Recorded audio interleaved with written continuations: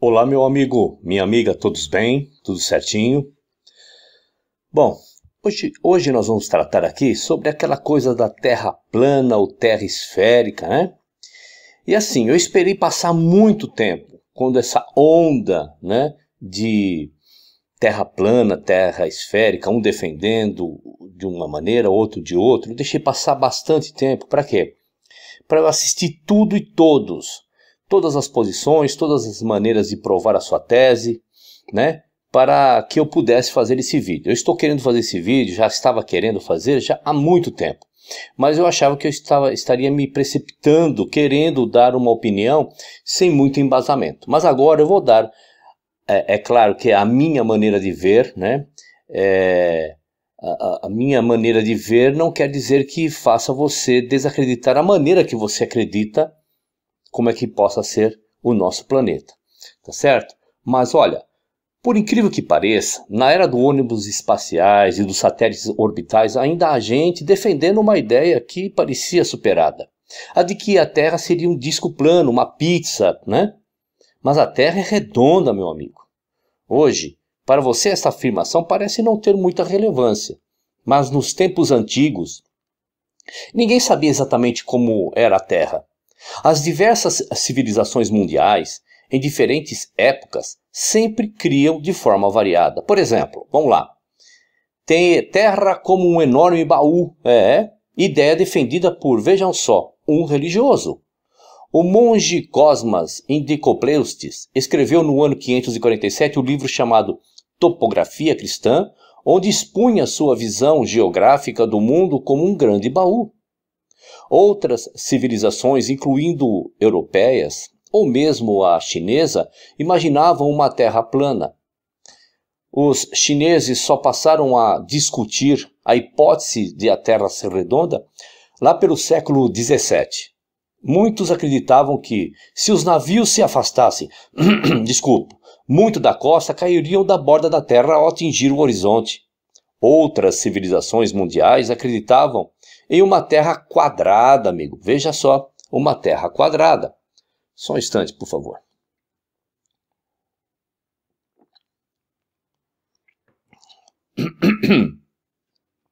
Os egípcios, no tempo de Moisés, acreditavam até mesmo que a Terra tinha sido chocada por um enorme ovo que tinha asas e voava. Os hindus acreditavam que 4 elefantes sustentavam a Terra. Os egípcios, em um outro momento, criam que o mundo era sustentado por 5 enormes colunas. Veja que os gregos criam que o deus Atlas carregava o mundo nas costas. Havia até mesmo os que acreditavam na esfericidade da Terra, como os gregos, em um determinado momento. Eles já sabiam mais de 2000 anos antes de Colombo que a Terra era redonda como a conhecemos hoje. Platão, em seu diálogo Fédon, diz o seguinte, olha só. Minha convicção é de que a Terra é um corpo circular no centro dos céus. Hoje em dia, meus amigos, os defensores da Terra plana vêm sendo chamados de terraplanistas. Você já deve ter ouvido muitas vezes. Pior é que, em tempos de redes sociais, ideias conspiracionistas com sabor sensacionalistas como essa se espalham como fogo em capim seco. Muitos desses ditos terraplanistas chegam a pensar que estão defendendo a Bíblia, pois supõem que ela retrata uma terra plana. Bom, à semelhança do mito do embate de Galileu com a religião, o mito terraplanista deriva de uma má compreensão, neste caso também, da Bíblia e da ciência. Mitos devem ser contestados com fatos, e o que farei é justamente contestar essa ideia com base nos textos bíblicos, na ciência e no bom senso. E vamos lá, o que a Bíblia diz então? Porém, antes mesmo de qualquer civilização realizar seus estudos, inclusive a grega, cerca de 700 anos antes de Cristo, a Bíblia já afirmava através do profeta Isaías, sem sombra de dúvidas, que a terra é redonda. Isaías 40, capítulo 40, verso 22, nos ajuda a enxergar um pouquinho isso. Vamos lá. Segue aí na sua Bíblia, tá bom?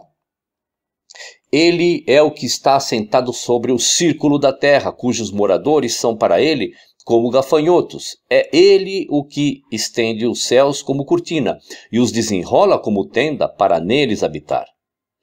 A palavra círculo no original é chug e significa somente abóbada dos céus. Ela se repete também em citações lá em Jó 22:14 e Provérbios 8:27. Isaías, meu querido, fala simplesmente de um Deus atento ao que ocorre no mundo. Seria como se fosse uma visão da terra a partir do espaço? Mais ou menos assim, ó. Seria o que está escrito. Um Deus no espaço olha para a terra e vê a terra, então ele fala, dá o quê? Circunferência da terra. Não que ela seja plana, porque ela está vendo ela esférica, ok? O profeta não queria dar uma aula de astronomia no caso, mas nem por isso ele disse uma inverdade científica. Trata-se de uma linguagem claramente figurativa, em que Deus está assentado sobre o círculo da terra. E sobre a figura de linguagem bíblica, nós temos um vídeo aí no nosso canal, você que ainda não assistiu, vá lá e veja, que ali dá para explicar muito bem os usos e costumes do povo hebreu de fazer uma figura de linguagem das coisas, ok? Agora, a pergunta é, quem revelou a Isaías que a terra era redonda? A ciência de várias civilizações e até mesmo alguns religiosos tiveram que mudar suas afirmações, sua direção e trilhar os caminhos dados pelo Criador, claro. Vamos ver a translação do Sol, lá em Salmos 19, versos de 4 a 6, que nos dá uma ideia sobre essa coisa da translação solar. Vamos lá, diz assim: neles pôs uma tenda para o sol que é qual o noivo, que sai de seu tálamo e se alegra como um herói a percorrer o seu caminho. A sua saída é desde uma extremidade dos céus e o seu curso até a outra extremidade deles, e nada se escondeu ao seu calor. Muitos refutavam a Bíblia, afirmando que, quando víamos o sol mover-se pelo céu, na realidade era a terra que se movia em torno dele, em seu movimento de rotação, e que o sol permanecia, na verdade, parado. Porém, somente no século XX, a ciência descobriu que o sol gira em torno da galáxia. O sol gira a uma velocidade de 250 km por segundo, diz o astrônomo Limbardi. A terra é sustentada sobre o vazio, sobre o nada, diz a Bíblia. Vamos lá, Jó, capítulo 26, verso 7. Diz assim: ele estende os céus do norte sobre o vazio e suspende a terra sobre o nada. Perceberam que a Bíblia nos aponta algo que nós temos que parar para pensar? E sempre vou estar perguntando, quem revelou isso para as pessoas escreverem? Vamos lá, Jó capítulo 28, verso 25. Né? Porque o ar tem peso também. Vamos ver como que a Bíblia mostra a veracidade de que o ar tem algum peso. Vamos lá. Quando regulou o peso do vento e fixou a medida das águas. Você já viu falar em barômetro, meu amigo, minha amiga, meu irmão, minha irmã? O barômetro é um instrumento usado para medir a pressão atmosférica, ou seja, o peso do vento. Porém, ele só foi inventado em 1643 pelo físico italiano, evangelista inclusive, Torricelli. Antes dele, ninguém se atrevia a afirmar que o vento tinha peso. Claro que não. Entretanto, a Bíblia se antecipou à ciência uns 3.000 anos, afirmando que o vento tinha peso. Quem revelou a Moisés que o ar, o vento, tem peso? O número de estrelas é incalculável. Jeremias capítulo 33, verso 22, também vai mostrar para nós isso, né? Hoje você sabe que as estrelas, os astros celestes são infinitos, né? São incontáveis. A Bíblia já mostrava isso. Vamos lá.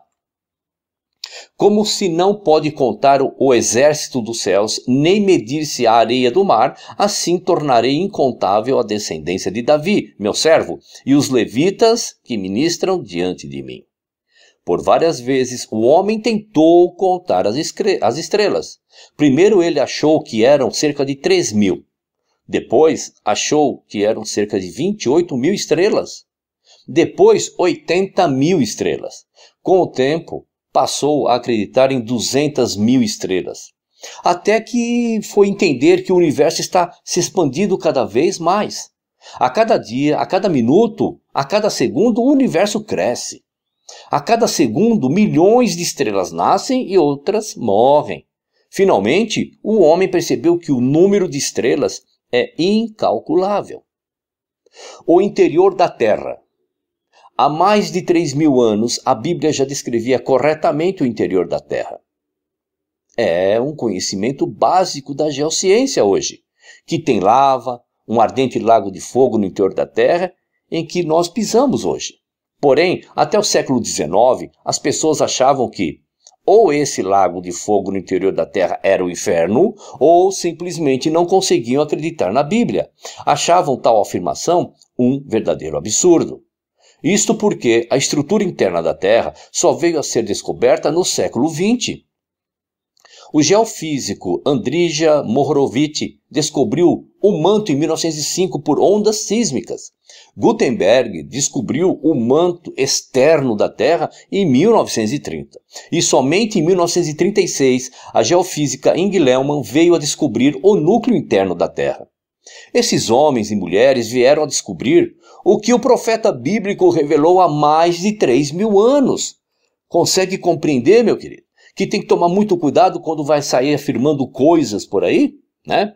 Vamos lá. O livro de Jó, capítulo 28, verso 5, diz o seguinte: da terra procede o pão, mas embaixo revolvida como por fogo. É a ciência moderna provando que a Bíblia é verdadeira. Agora eu pergunto, se a humanidade só veio a descobrir o interior da Terra, a qual moramos no século XX, como o profeta bíblico poderia saber mais de 1.000 anos antes de Cristo, sem instrumento algum, o que a ciência só veio nos desvendar agora?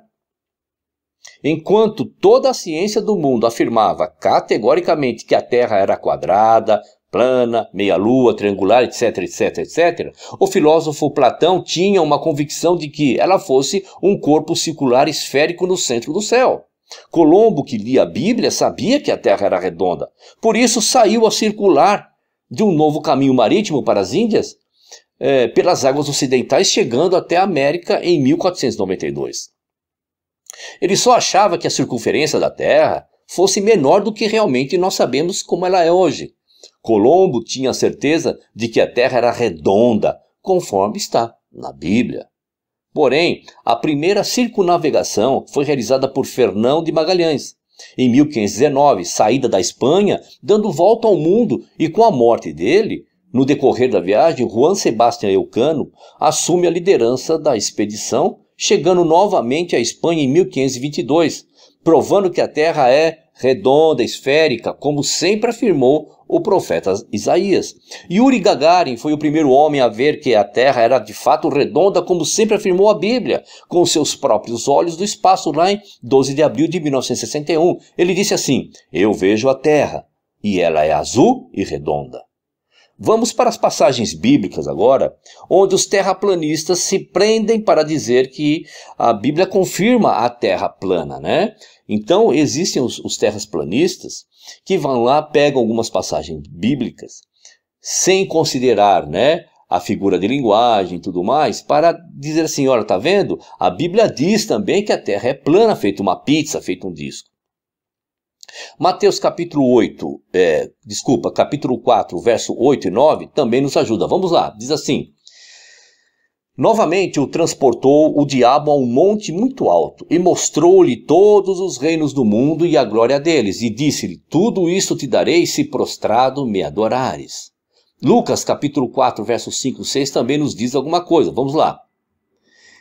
E o diabo, levando-o a um alto monte, mostrou-lhe num momento de tempo todos os reinos do mundo, e disse-lhe, o diabo: dar-te-ei a ti todo este poder e a sua glória, porque a mim me foi entregue e dou a quem quero.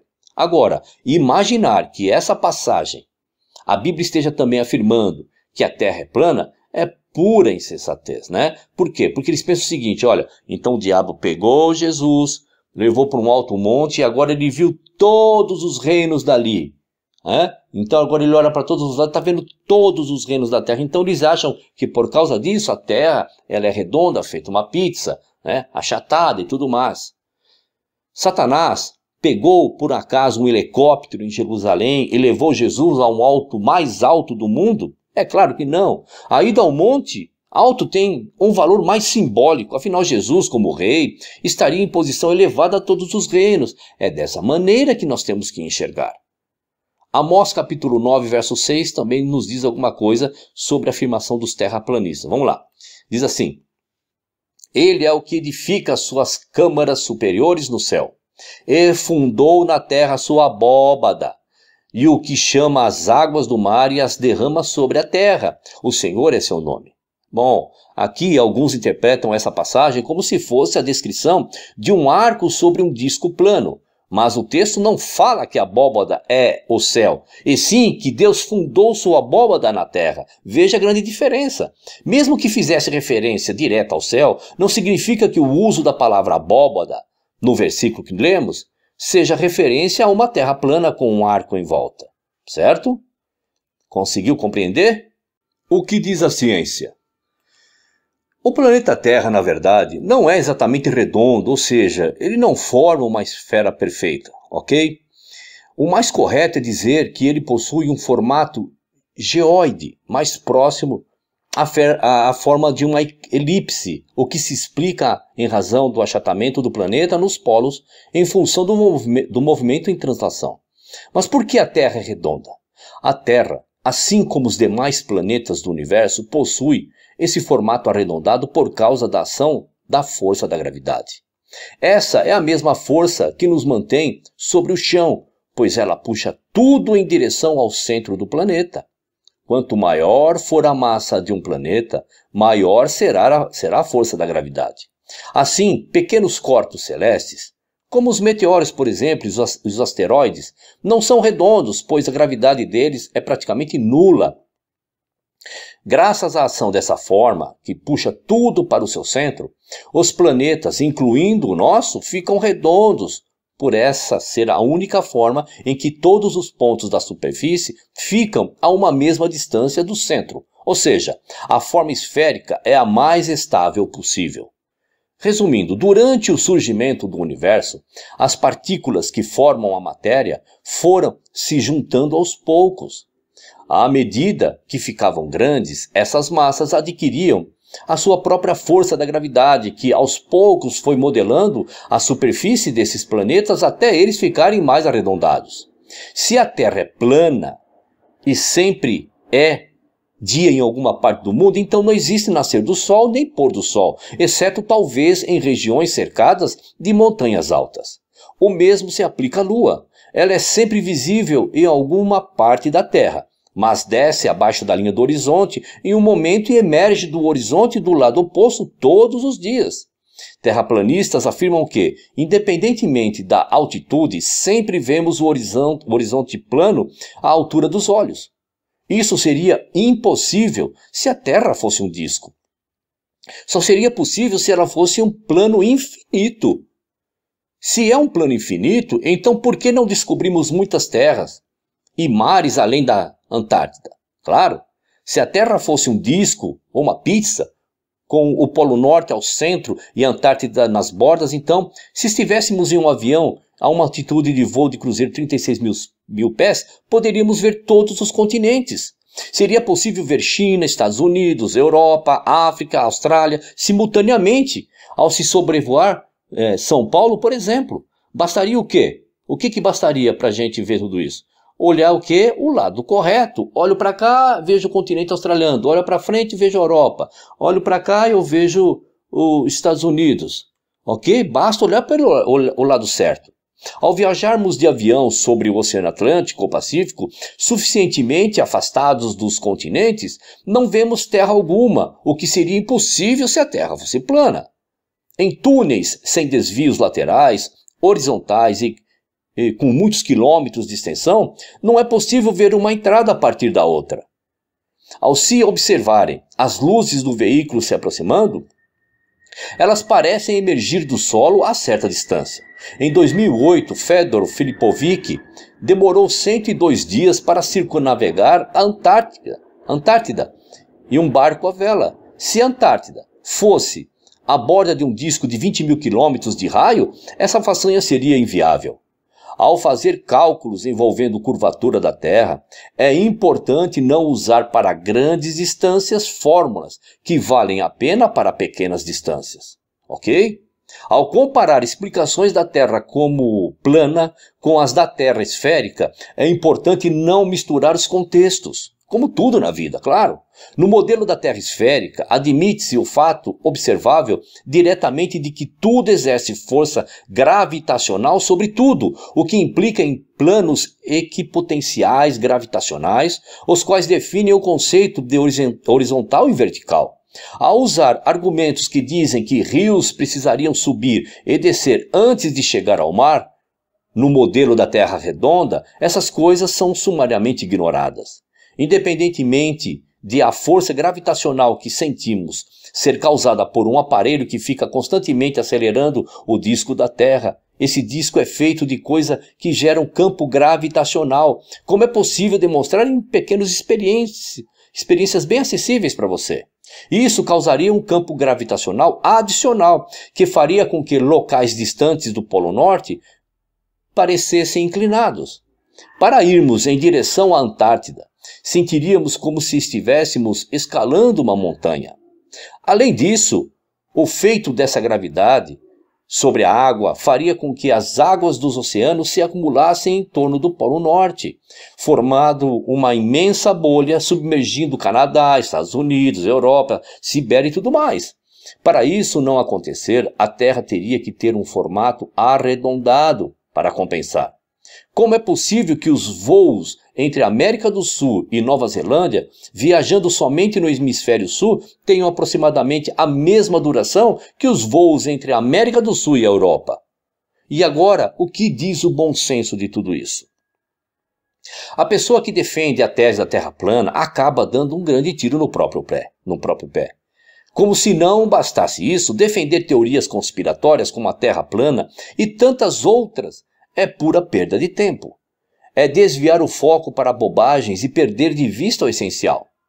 É realmente impressionante como existem pessoas que adoram propagar teorias conspiratórias sem fundamento, gastam tempo e energia com isso, enquanto negligenciam coisas infinitamente mais importantes. Resumindo, meu amigo, minha amiga, o bom senso diz que existem coisas mais importantes para fazer do que ficar espalhando ideias infundadas que não trazem benefício algum. Muito pelo contrário, atraem o deboche e o escárnio pelo motivo errado.